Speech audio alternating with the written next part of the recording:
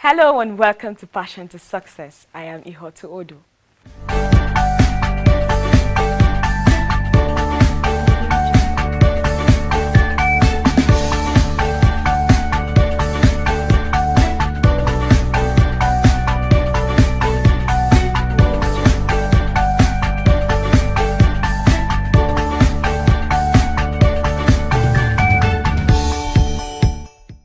The developed economies have brought the small-scale business enterprises to the front burners of their national development at a critical phase of their respective developments.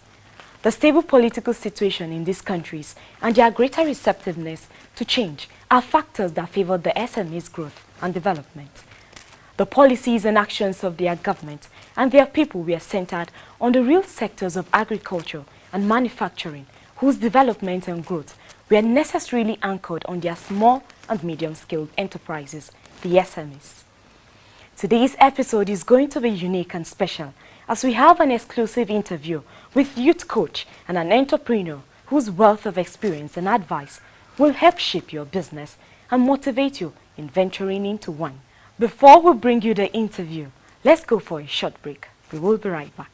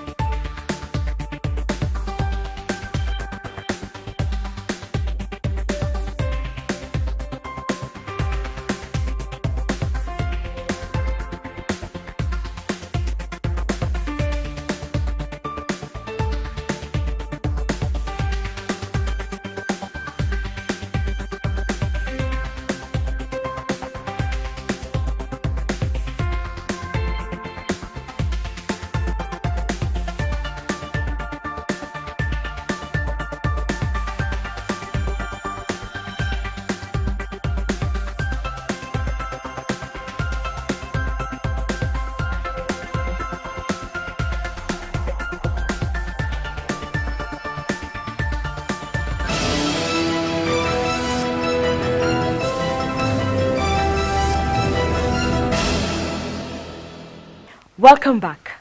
Many youths see success in entrepreneurship as an impossible dream to actualize, with the opinion that setting up their own business will never see the light of day due to lack of capital. In our Vox Pop for this week, we went to the street to find out from the public what kind of business they can set up if given the sum of 100,000 naira. Let's join Johnson Uyime as she has raised their views.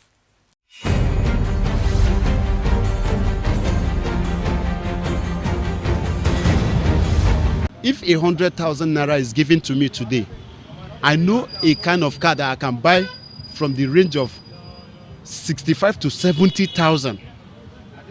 No matter the situation now, I can put the little remaining of 30,000 to put it in a better shape that maybe prompt the owner to sell it out. I'll put it in a better shape and I'll put it in the position that somebody will buy it with high value.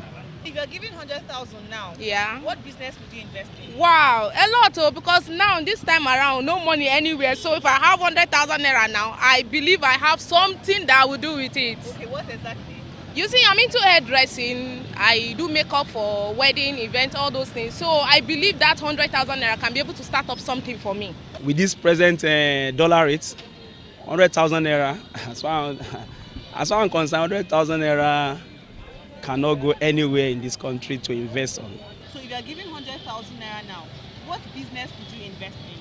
Well, first of all, mom would think about it. You do a feasibility of what 100,000 is not too much money, but you do a feasibility of how best you can turn it around, and get the maximum profit you can get.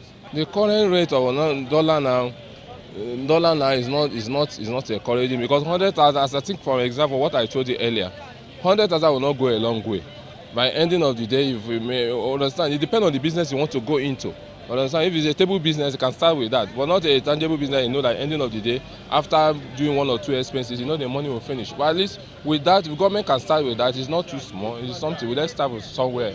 A lot of business, but for now, with the situation of the country, the recession and all of that, I prefer jobs that are skillful, as in what I can use my hand to actually do. Maybe things like I prefer buying and selling actually, but I prefer more of a creative kind of business that I can create with my head, ideas from my head, like maybe sewing, maybe like the food business too is very important these days because everybody eats, everybody wears clothes and all of that. So preferably I would involve in that kind of business. Different strokes for different folks, the saying goes. Stay tuned for more inspiration on Passion to Success. My name is Johnson Uyime.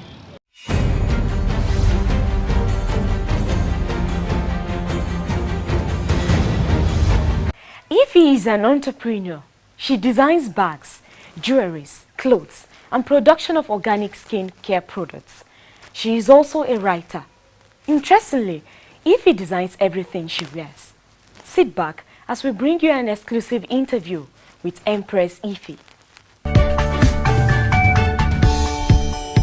If you have so many skills and if you have a great vision, you think you can do much more than just wake up in the morning and go to the office at 8 o'clock and stay there till 5 p.m., doing just one thing. It's okay if that's just what you want to do.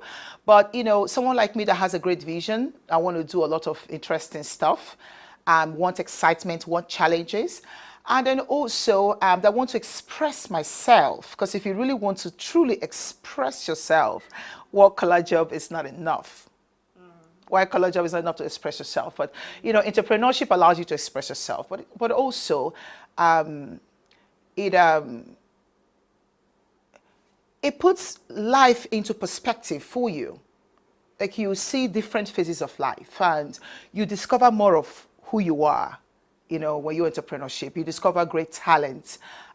You also discover your weaknesses and your strengths, and then you learn to navigate life. You learn to deal with challenges. You learn to, interact with so many other people in different, phases of life. You learn so much stuff. Entrepreneurship literally helps you to grow, and it also helps nation building. Yeah. Entrepreneurship is all about skills. Yeah. Yes. It's all about discovering your skills, developing them, and teamwork. Since entrepreneurship has many faces to it. You learn to work with other people. You learn to create together.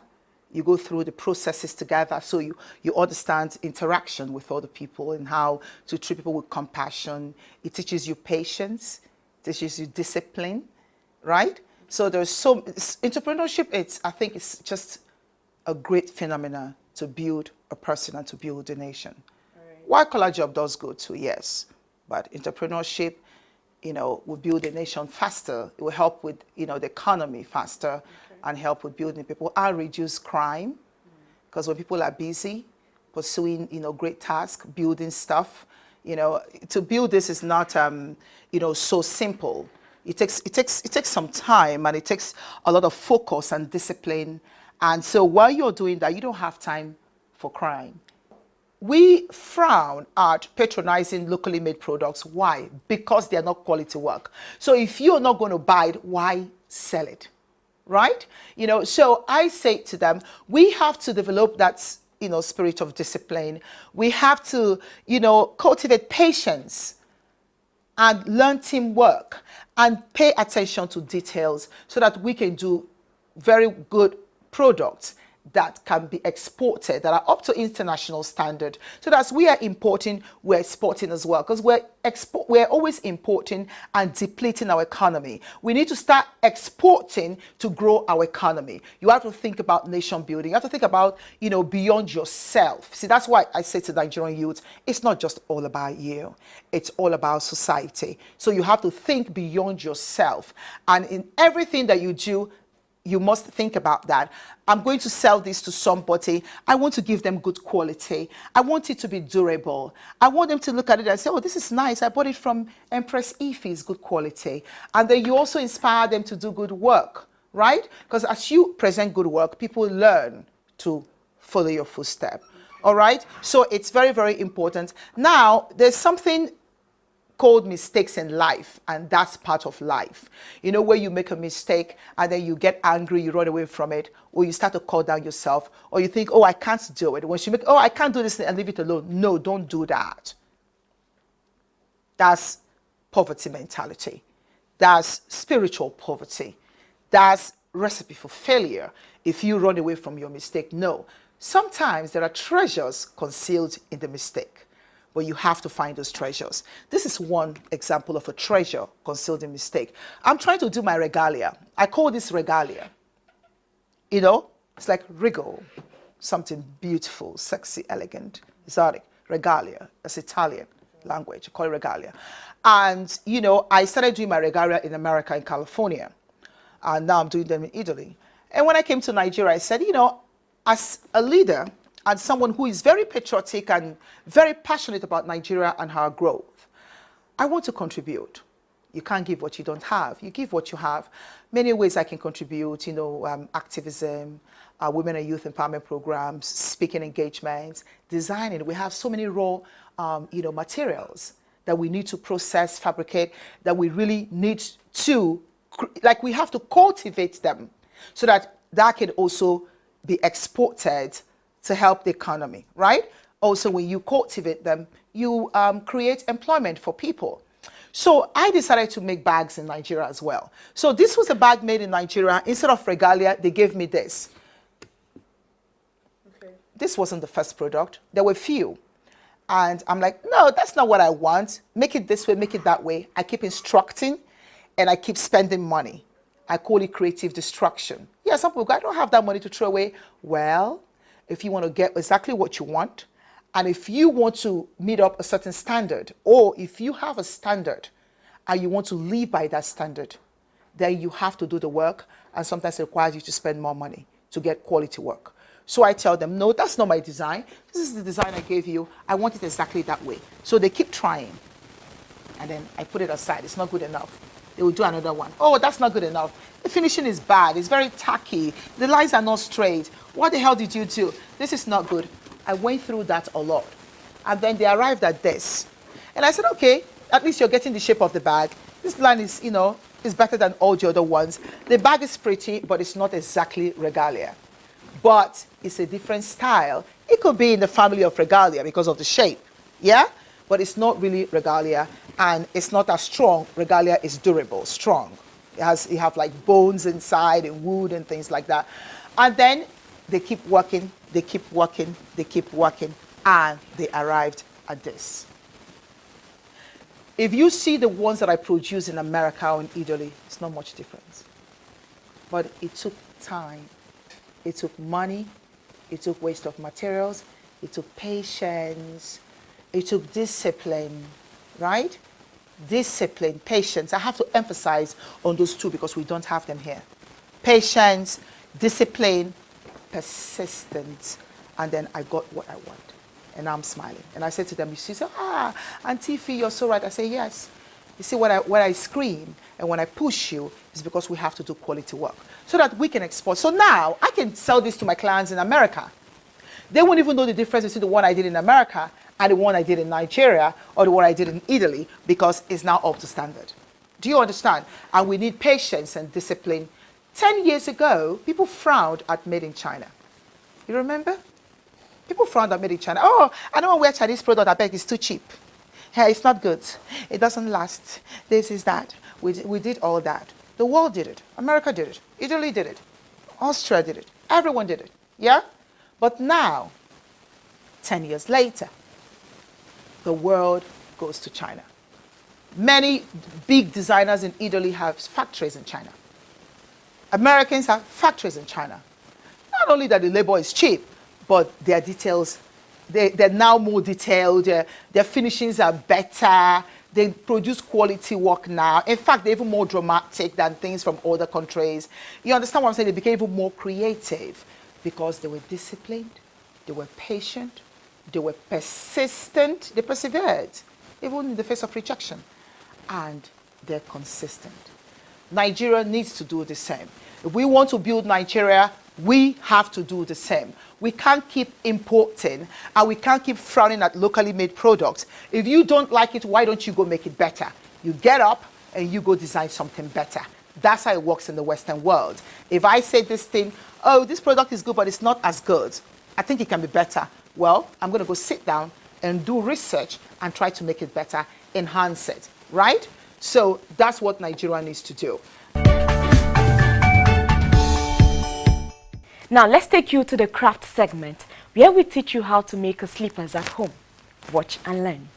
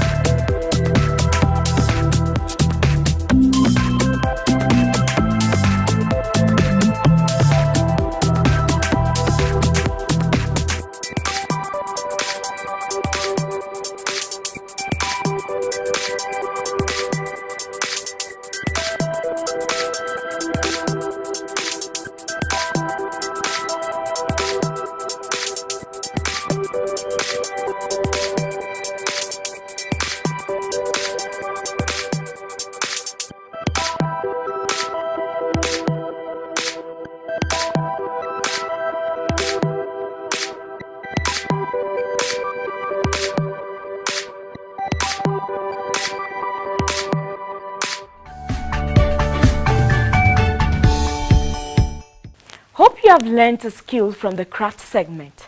Story time with Tochi is up next.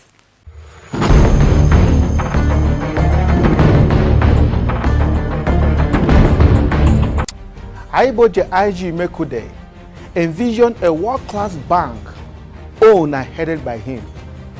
One event Aiboje will never forget in his lifetime is the tarmac experience of December 1976 at Kaduna Airport of Northern Nigeria. This 10-year-old student of Federal Government College, Kaduna, was at airport to catch a flight back to Lagos for his Christmas holiday. Unfortunately, he couldn't make it past the door of the aircraft as the struggle to get on board by passengers were too fierce for his age. As the aircraft zoomed off into the sky, he stood on the tarmac crying with his boarding pass in his hand. He was crying not because of worrying about getting home, but from the pain of having lost. It was in the midst of this pain and tears that he took a decision that defined the rest of his future. He made a decision never to be left behind again in the race of life, but to always be ahead of others. And this became his new leadership philosophy. Little wonder the young independent Sourav Agboje graduated at age 20 from the University of Benin and was called to the Nigerian bar at 21, at an age when some of his mates were still applying for university admission. His ambition actually was to become chief executive of a multinational like Unilever, Heineken, something like that. He wanted to head a big branch. In spite of this big dream, he began his career as a lawyer with Chase Merchant Bank and later transited to core banking. He joined Guaranty Trust Bank and flourished until he was the number 3 guy, number 3rd executive director, doing very well, but there was a problem. The bank was doing well, yes, but there was this inner disequilibrium, a feeling of unhappiness and restlessness. It was clear to him that something was missing, but he couldn't just place a finger on what it was. He decided to take some time off and use the opportunity to do an executive program in the Harvard University. It was during this program that he encountered his aha experience when he read the book Buyout by Rick Rickerson. The book simply told him how, as a professional, he could buy his own company.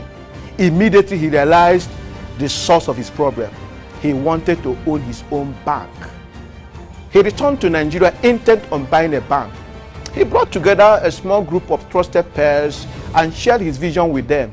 In 2002, together with few other investors, they bought a small obscure bank called Access Bank that was ranked 70th among the Nigerian banks. It is interesting to note that Agboje Ajimokude and Herbert Migwe were both 35 years old when they became the managing director and deputy managing director of the new Access Bank, respectively. They were given a mandate to reposition the bank to be one of Nigeria's leading financial institutions within a 5-year period, starting from March 2002 to March 2007. By October 2007, Agboje was ranked among the top 10 most respected CEOs in Nigeria. This is one of the most respected role models today in Nigeria. What lesson can we draw from Agboje's story? Lesson 1, seize the moment. When you are restless, bogged down with a feeling of unhappiness, seize the moment, take a break, and seek for answers. Don't stay in that condition for long, no matter the level of reward you are getting. That ill feeling is a clarion call for a higher purpose. Heed the call. Lesson 2, take a leap of faith. When you are convinced about the vision, take a leap of faith.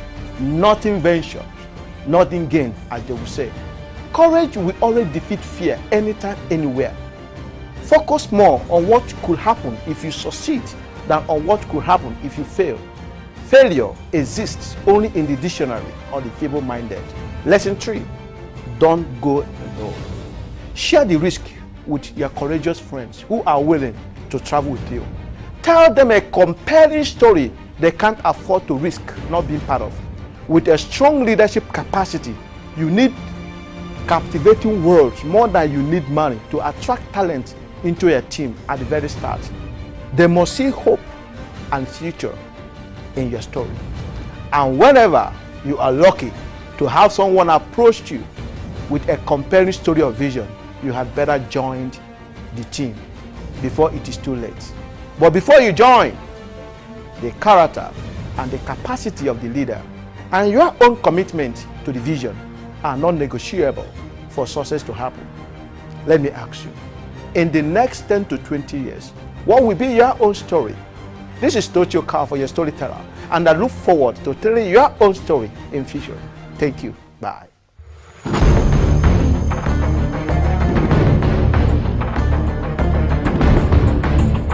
There are a lot of people out there who understand the idea of goal setting, creating plan, be it business plan, marketing plan, or strategic plan, and then executing it.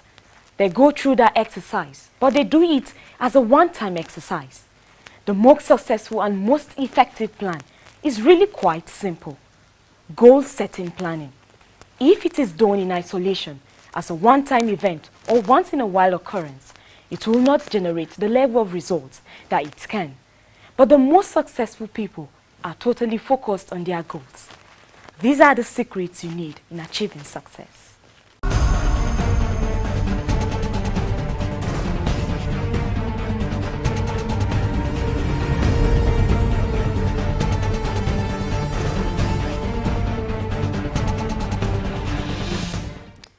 That is how we round off this week's episode of Passion to Success. Until we come your way again next week, keep the passion burning.